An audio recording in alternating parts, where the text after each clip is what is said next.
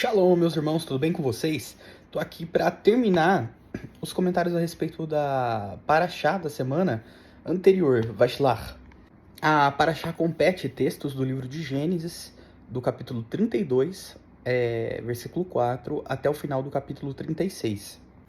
Já tendo comentado a respeito da luta de Yaakov com aquele Melachim, Jacó com aquele anjo, um mensageiro celestial, as semelhanças daquele mensageiro com Esav, com Esaú, seu irmão, e a correlação entre Yaakov, Israel, e Esaú e Yeshua, nós vamos partir adiante e começar a estudar um pouco a respeito do início da habitação de Yaakov na terra de Canaã, tá bom?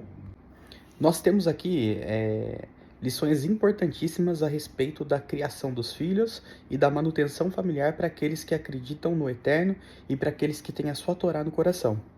Nós vamos retirar algumas lições do capítulo 34 do livro de Bereshit, tá? Do livro de Gênesis. É importante nós notarmos que os pais devem ser amigos dos filhos. Eles não devem ser apenas pessoas que oprimem os seus filhos, mas sim que nutrem um laço ao ponto do filho ter a confiança de poder passar as suas dificuldades, as suas dúvidas e colocá-las sobre os pais para que os pais os ajudem a tomar as melhores decisões. Por outro lado, o pai e a mãe precisam ter autoridade para conseguir ajudar os filhos a escolherem os melhores caminhos e enquanto estão em sua tutela, ou seja, embaixo do seu teto, precisam conseguir mostrar para os filhos o melhor caminho e exigir que eles cumpram esses caminhos no que concerne as posições mais importantes com relação às suas vidas. Vou aproveitar também para introduzir alguns acontecimentos que reverberam da genealogia de Esaú, que é como se encerra a Parashá, a porção semanal, no capítulo 36 de Gênesis.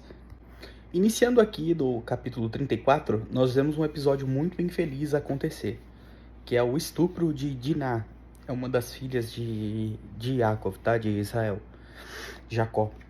Bom, essa garota, se vocês notarem, elas acabam por sair para ver as filhas da cidade. A terra em questão é terra dos cananeus, ou seja, as pessoas que vivem na terra não costumam ter bons hábitos, inclusive no que compete à questão sexual. Nós já vimos o histórico de Canaã, de ser um estuprador, dos seus filhos, como por exemplo Sidom, que era um dos filhos dele, Amorá, que foi traduzido como Gomorra, que era outro filho dele. Então nós conseguimos ter uma ideia de como essas pessoas pensavam com relação ao sexo. De fato, isso nos traz a primeira lição. Os pais, no caso Yaakov e a mãe de Diná, eles deveriam ter tido atenção com as companhias que a filha estava buscando. O modo de se portar, a maneira como ela se vestia, nós não temos informações sobre isso na Torá, mas é de se presumir que ela tenha querido ver como elas se comportavam, talvez para imitar ou para talvez entender como funcionavam as coisas, muitas vezes porque as mulheres eram reprimidas pela família a um ponto absurdo de não conseguir nem sair de casa para evitar acontecimentos trágicos como esse. Por exemplo, nós sabemos aí pela história que as mulheres costumavam começar a sair para conhecer rapazes, paquerar, de maneira comportada, é claro, quando elas tinham idade para ir até o poço. Nós não sabemos bem a idade de Diná, não com precisão, com certeza absoluta, mas nós podemos entender que era a função do pai e da mãe estar verificando as ações dessa garota e aconselhando. Então os pais não devem abandonar a educação dos seus filhos, cuidar do seu convívio social, as pessoas com quem os filhos estão se relacionando, e ter certeza de que as pessoas que eles estão se relacionando são pessoas boas, e no caso de serem ruins, pessoas que não são boas para o convívio do seu filho, serem cortadas do convívio social do seu filho. Mostrar para o seu filho a importância de cortar esse tipo de amizade. Isso, inclusive, serve de conselho para nós, como adultos, tá? Se você abrir o livro, aí, a carta de 1 Coríntios 15, versículo 33, você vai notar o apóstolo Paulo dizendo: não vos enganeis, más associações estragam hábitos úteis. Então, ele está querendo nos dizer uma coisa que até a PNL, que é a programação neurolinguística, nos traz de informação. Nós somos a média das pessoas que mais convivemos, principalmente aí das 5 pessoas que nós passamos mais tempo juntos. É importante trazermos, então, essa ideia e mostrar isso para as pessoas com as quais nós temos afeto. No caso dos pais a seus filhos e das pessoas que têm crianças na família, sobrinhos, etc., também conseguir passar isso para essas crianças para que elas consigam se proteger de ter a vida até mesmo destruída por conta de uma má associação e de maus hábitos adquiridos por conta de pessoas que não querem o bem dessas crianças. Nós temos também nessa história outro filho problemático. No caso aqui é Shechem. Shechem, que na sua Bíblia deve estar escrito como Siquém, ele recebeu o nome do lugar em que morava, demonstrando então que ele de fato herdaria a casa de seu pai toda. Isso, além da maneira como ele se comporta, nos mostra um mimo excessivo do pai. Um erro do pai, de passar a mão na cabeça do filho quando ele está errado. O nome do pai, inclusive, Hamor, nos traz também informações e nos faz entender o que acontece com um pai que mima o filho. Veja, Hamor em hebraico é jumento. Então, o pai que passa a mão na cabeça do filho vai ter que carregá-lo para o resto da vida como um jumento. O filho vai ter problema, vai acabar voltando para a casa dos pais e se tornando um fardo para os pais, quando de fato os filhos deveriam suprir os pais na sua velhice. Nós conseguimos ver claramente que o comportamento de Shechem não era um comportamento aceitável, que ele acabou se tornando uma pessoa instável, pela maneira como ele fala, como se ele tivesse se afeiçoado por Diná, ao ponto de sua vida depender disso, e de fato dependeu porque ele perdeu a vida por conta de não conseguir ter autodomínio, pelo pai provavelmente não dizer não para o menino, e por ele crescer com a sensação de que ele já era superior às outras pessoas, devido ao fato de ser herdeiro do local, sem precisar fazer nada.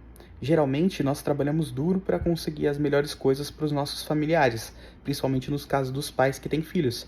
É um jargão muito comum de dizer que os pais querem dar para os filhos aquilo que não tiveram. Mas o mais importante é dar para os filhos o afeto que não tiveram, o respeito e a instrução correta para que eles consigam, por si só, alcançar os objetivos que eles almejam. De fato, entupir as pessoas com posses não faz com que as pessoas se tornem melhores, não faz com que o caráter se desenvolva, não faz com que aprendam a ter autodomínio, e isso faz com que essas crianças, ao invés de ter uma vida boa, passem a ser crianças cheias de problemas e que vão trazer infelicidade para a família de maneira geral, e inclusive para elas mesmas e para as próprias vidas. Um outro ponto importante ao notarmos o nome de Hamor é a respeito da gemátria do nome. A gemátria do nome soma 254, Hamor, e é a mesma gemátria da palavra Neder, que também dá 254. Aqui nós temos outra lição que a Torá nos traz. Não faça votos. A palavra Neder é votos. Quando você faz um voto, um Neder, você se torna um Hamor, um jumento, que é obrigado a carregar sua própria palavra para não estar em pecado, para não estar em falta. Em Deuteronômio 23, 21 ou 23, nos mostra que ao fazer um voto nós não deveremos tardar em cumpri-lo. E os votos são coisas muito sérias, porque ao prometer ao Eterno, deixando sair dos seus lábios algum voto, se você não o cumprir, você estará em pecado. Porém, se abster de fazer um voto, não é pecado.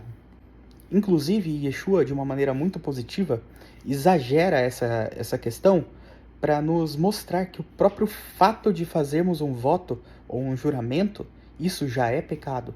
Justamente porque nós não temos controle nem do crescimento dos nossos cabelos, das nossas unhas, sobre a cor dos nossos cabelos, nada disso. Quanto mais com relação a coisas que estão externas a nós. Às vezes nós prometemos uma coisa ao Eterno parecendo ser fácil, em momentos de grande emoção, como alegria, tristeza, euforia, e no fim nós percebemos que aquele voto não é tão fácil de ser cumprido. Porém, ao passar dos lábios o não cumprir, embute pecado na pessoa que fez a promessa e não está cumprindo. Em Eclesiastes 5, versículo 4, nós vemos a mesma informação. O Eterno não se agrada de retardatários, de tolos, que prometem e ainda demoram a cumprir. O que eu disse a respeito de Yeshua está em Mateus 5, do 33 ao 37, em que ele nos orienta a nem chegar a fazer votos. Então é importante que nós mantenhamos o nosso coração e a nossa cabeça atentos com relação a isso para que não caiamos em falta por conta de uma palavra dita. Nós vemos exemplos aqui também de falta como pai de Yaakov, Jacó, e nós vemos também de falta como filhos de Levi e Shimeon, Simão, ou Simeão, não sei como está na tradução bíblica. Veja que eles dois eram filhos do início da vida de seu pai, então muito provavelmente logo no início da sua infância já começaram a trabalhar duro com seu pai. E apesar disso, não eram valorizados como José, que era um dos filhos mais novos e tinha a atenção, o amor do pai. Havia uma indiferença muito grande de Jacó para os seus filhos nesse sentido, porque ele tratava José como se amasse apenas José. Então, além dessa indiferença, há uma diferença de tratamento entre filhos. Pais que têm mais de um filho não podem de maneira alguma demonstrar mais afeto por um filho do que pelo outro. Então, é importante que nós tenhamos a mesma lição para as nossas vidas, no caso dos pais que têm mais de uma criança.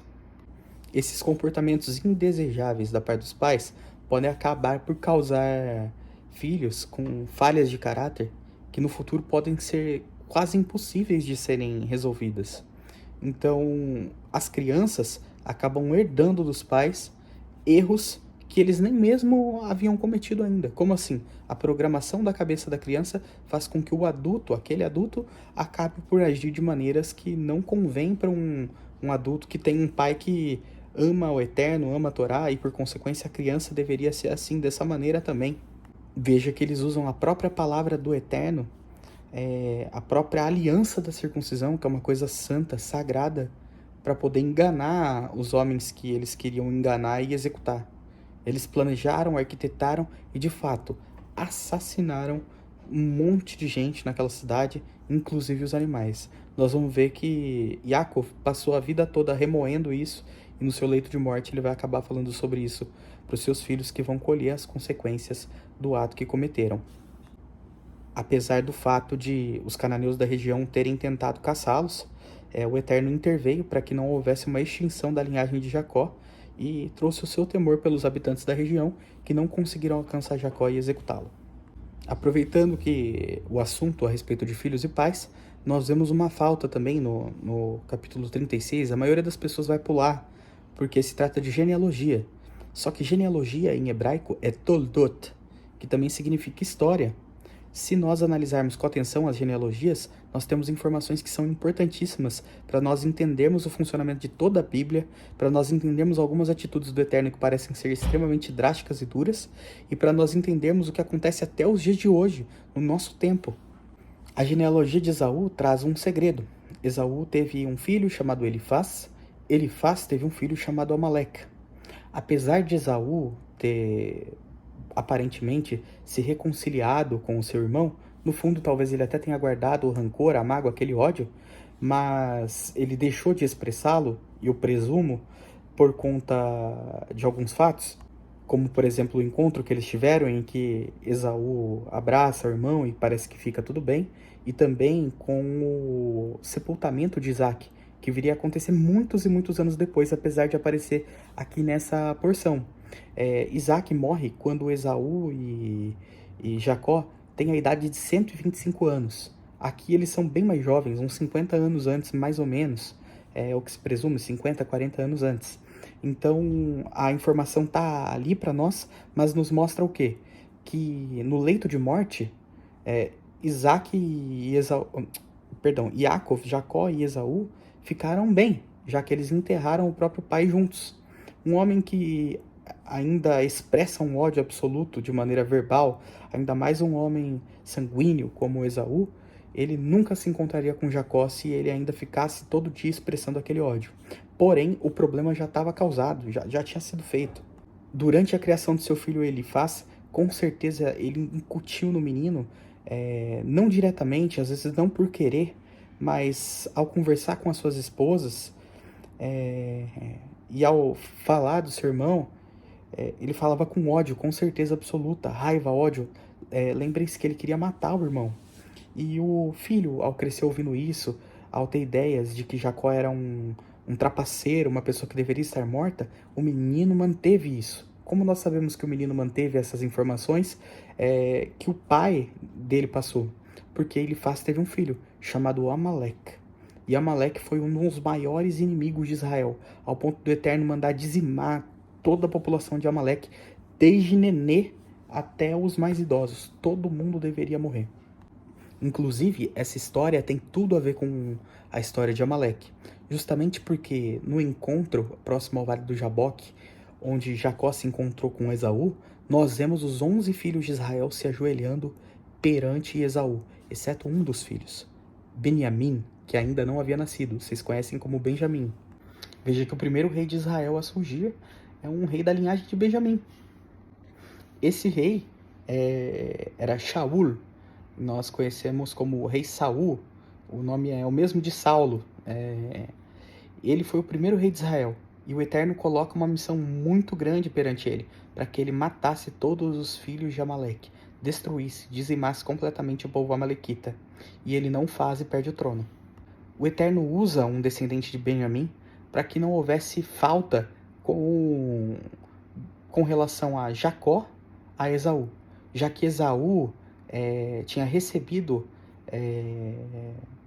o tratamento de senhor com relação a todos os filhos de Jacó e do próprio Jacó. Porém, Benjamim não. Benjamim não se curvou perante Esaú. Então, um descendente de Benjamim teria autoridade para conseguir derrotar os filhos de Amaleque, que eram um descendente de Esaú, sem ferir a imagem dos seus antepassados. O não cumprimento disso, da execução total de Amaleque, vai trazer um problema muito grande, que reverberou até os dias de hoje, que foi a existência de um homem muito malvado chamado Haman. Nós vamos estudar isso na festa de Purim, que acontecerá muito em breve. Essa paraxá também, essa porção, nos mostra então toda a importância da criação e da manutenção familiar. É importante nós notarmos também que a mãe de José, ao dar à luz a Benjamim, vai morrer, justamente nas palavras do próprio Jacó. Ele disse que quem tivesse com os ídolos de Labão, padeceria, morreria, e de fato, infelizmente, a esposa dele acaba morta. O menino, ao nascer, recebe um nome muito bonito. Primeiramente, a mãe dá um nome muito triste, Benoni, filho da minha dor. Isso também nos traz outra lição. Nós não devemos despejar nossos traumas sobre os nossos filhos. E Jacó entende isso e não permite que esse seja o nome da criança, mudando o nome para Beniamim, que significa filho da minha mão direita, mas também tem uma outra conotação muito bonita, filho do sul. Por que do sul? Todos os 11 filhos de Israel foram tidos fora da terra de Canaã. Beniamim foi o único que nasceu em Canaã, na terra de Israel, e fica ao sul da região de Aram-Hanaharim, que é Aram dos Dois Rios. Então o menino recebeu o nome de filho do sul, além de, claro, filho da destra.